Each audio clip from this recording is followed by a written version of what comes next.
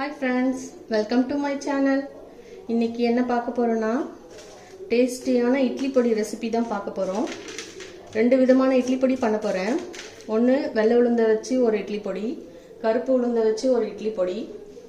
தனித்தனியா பண்ண போறோம். பார்க்கலாம் வாங்க. இப்போ அடுப்பு பற்ற வச்சு ஒரு கடாய் வச்சுக்கலாம். மிதமான தீயிலே வச்சுக்கோங்க. நான் எண்ணெய் ஊத்திலாம் வறுக்க போறது இல்ல. பிளைனாக தான் வறுக்க போகிறேன். அப்போ தான் ரொம்ப நாளைக்கு கெடாமல் இருக்கும். அதனால் மிதமான தீயிலே வச்சு நல்லா செவக்க வறுத்து எடுத்துக்க போகிறோம். முதல்ல கடலைப்பருப்பை வறுத்துக்கலாம். கடாய் காயட்டும்.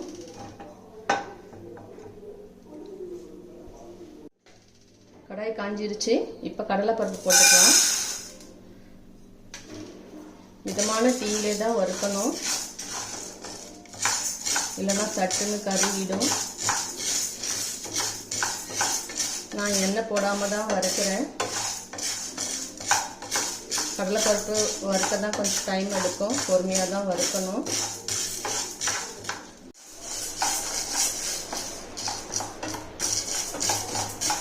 இப்போ கடலைப்பருப்பு நல்லா செவக்க வறுத்தாச்சு. எல்லாம் ஒரே மாதிரி கலர் வரணும். இப்போ ஒரு தட்டில் மாற்றிக்கிறேன். அடுத்து உளுத்தம்பருப்பு வறுத்துக்கலாம். நான் ஒன்று வறுக்கும்போது அளவு சொல்கிறேன். எந்த அளவு கடலைப்பருப்பு ஒரு டம்ளர் எடுத்தேன், அதே அளவு உளுத்தம்பருப்பும் எடுத்துக்கிறேன். ஈக்குவல் அளவு தான் உளுத்தம்பருப்பும் கடலைப்பருப்பும்.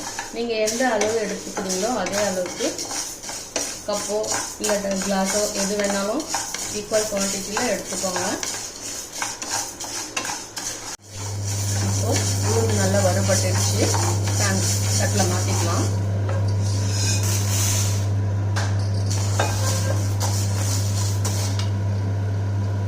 இந்த வெள்ளை உளுந்து இட்லி பொடிக்கு நான் வெள்ளை எள்ளு 4 ஸ்பூன் சேர்த்துக்கிறேன்.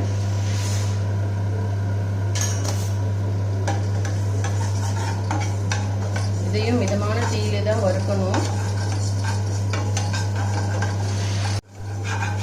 இப்போ எள்ளு பொன்னிறமாக வறுத்தாச்சு, எடுத்துக்கலாம். எல்லாத்தையும் ஒரே தட்டிலே போட்டு ஆற வச்சுக்கலாம்.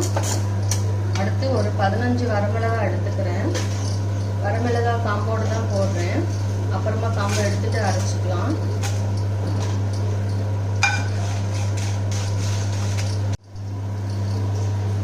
இப்போ மிளகாய் வறுத்தாச்சு, எடுத்துக்கலாம். ஆனால் அரைக்கும் போது காம்பெல்லாம் எடுத்துட்டு அரைச்சிக்கணும்.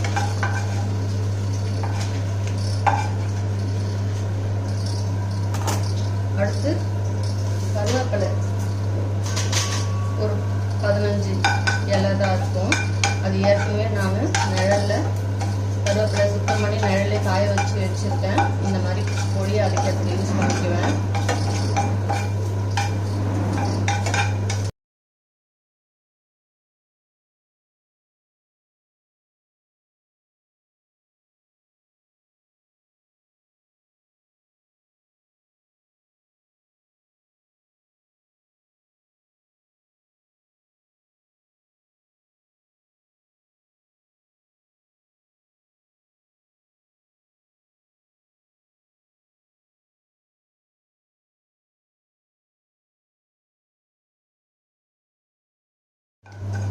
பெருங்காயம் நல்லா பொரிஞ்சிடுச்சு.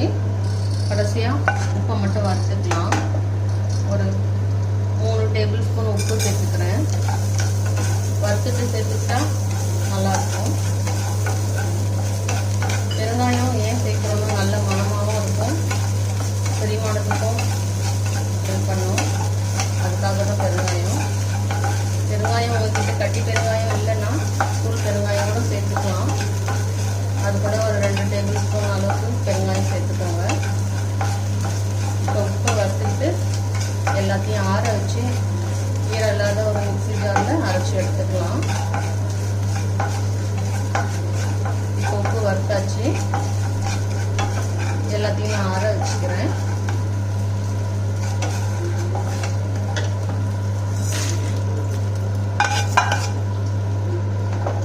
நான் இந்த மிளகாவோட காம்பெல்லாம் எடுத்துடுறேன். வறுக்கும் போது அப்படியே தான் போட்டேன். ஏன்னா விதெல்லாம் வெளியே வந்து கருகிடும். அதனால காம்போட போட்டு வறுத்துட்டு இப்போ அரைக்கும் போது காம்பெல்லாம் நான் எடுத்துட்டு எல்லாத்தையும் ஒன்றா தான் போட்டு அரைக்கிறேன்.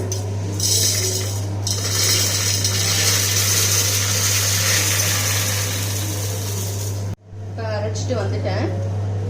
நான் ரொம்ப ஃபைன் பவுடராகவும் அரைக்கலை, ரொம்ப குறகுறனும் அரைக்கலை. அது ரெண்டுத்துக்கும் நடுமத்தில் இருக்கிற பக்குவத்தில் அரைச்சிருக்கேன். ரொம்ப டேஸ்டியாக இருக்கும். ஆற வச்சுட்டு நல்ல ஒரு ஏர் டைட்டான டப்பாவில் போட்டு வச்சுக்கிங்கன்னா 3 மாதம் வரைக்கும் நல்லாயிருக்கும். அதனோட வாசனையும் நிறமும் மாறாமல் இருக்கும். கண்டிப்பாக நீங்களும் செஞ்சு பாருங்கள். செஞ்சு பார்த்துட்டு கமெண்ட் கொடுங்க.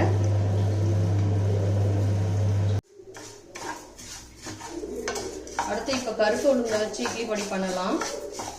நான் 1 கிளாஸ் ஃபுல்லாக எடுத்துருக்கேன். இந்த கிளாஸால் நீங்கள் எந்த அளவு வேணாலும் எடுத்துக்கோங்க.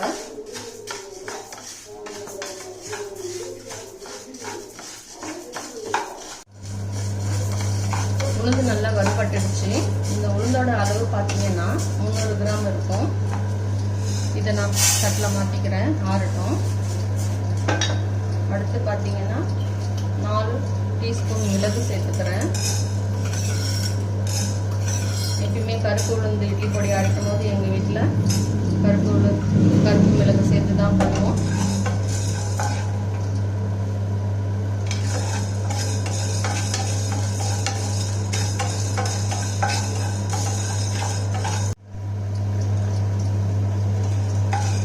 இப்போ மிளகு நல்லா பொரிஞ்சிருச்சு, எடுத்துக்கலாம். இப்போ 4 டேபிள் ஸ்பூன் கருப்பு எள்ளு சேர்த்துக்கிறேன்.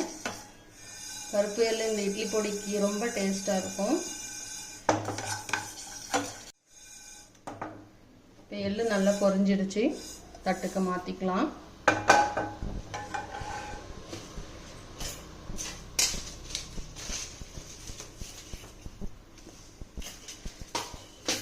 இப்போ 8 வரமிளகாய் சேர்த்துக்கிறேன். நான் மிளகு சேர்க்கறதுனால வரமிளகாய் கம்மியாக தான் சேர்த்துக்கிறேன்.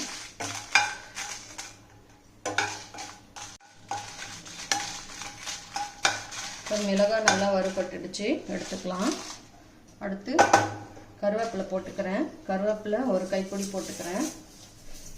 இந்த பொடிக்கு கருவேப்பிலை நிறைய போட்டால் நல்லாயிருக்கும்.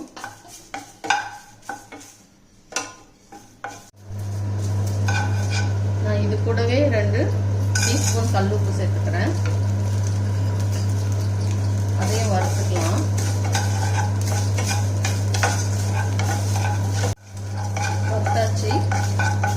கட்டில் கொட்டிக்கலாம். கடைசியாக பெருங்காயம் வறுத்துக்கலாம். இது ஒரு 5 கிராம் இருக்கும். இதுக்கு நான் கொஞ்சோண்டு ஆயில் மட்டும் ஊற்றிக்கிறேன். பெருங்காயத்துக்கு மட்டும்தான் ஆயில் போடுறேன். பருப்பெல்லாம் நான் அப்படியே தான் வறுக்கிறேன்.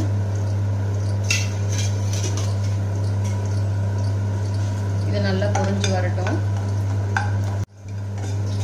பெருங்காயம் நல்லா பொரிஞ்சிருச்சு, அடுப்பை ஆஃப் பண்ணிக்கிறேன். எல்லாத்தையும் ஒன்றா சேர்த்துட்டு ஆற வச்சுட்டு மிக்ஸி ஜாரில் அரைச்சி எடுத்துக்கலாம். நான் அரைக்கிறதுக்கு முன்னாடி மிளகாவில் இருக்கிற காம்பெல்லாம் எடுத்துகிட்டு தான் அரைக்க போகிறேன். நல்லா ஆறிடுச்சு. இப்போ மிக்ஸி ஜாருக்கு மாற்றி அரைச்சிக்கலாம். நான் எல்லாமே ஒன்றா தான் போட்டு அரைப்பேன், எப்பயுமே அப்படியே அரைச்சிக்கிறேன். இப்போ 2 பொடியுமே ரெடி ஆகிடுச்சு. கருப்பு உளுந்தை வச்சு ஒரு இட்லி பொடியும், வெள்ளை உளுந்தை வச்சு ஒரு இட்லி பொடியும் செஞ்சு காமிச்சிருக்கேன். கண்டிப்பாக உங்கள் வீட்டில் ட்ரை பண்ணி பாருங்கள். இந்த வீடியோ உங்களுக்கு பிடிச்சிருந்தால் லைக் பண்ணுங்கள், ஷேர் பண்ணுங்கள், சப்ஸ்கிரைப் பண்ணுங்கள். தேங்க்யூ ஃபார் வாட்சிங்.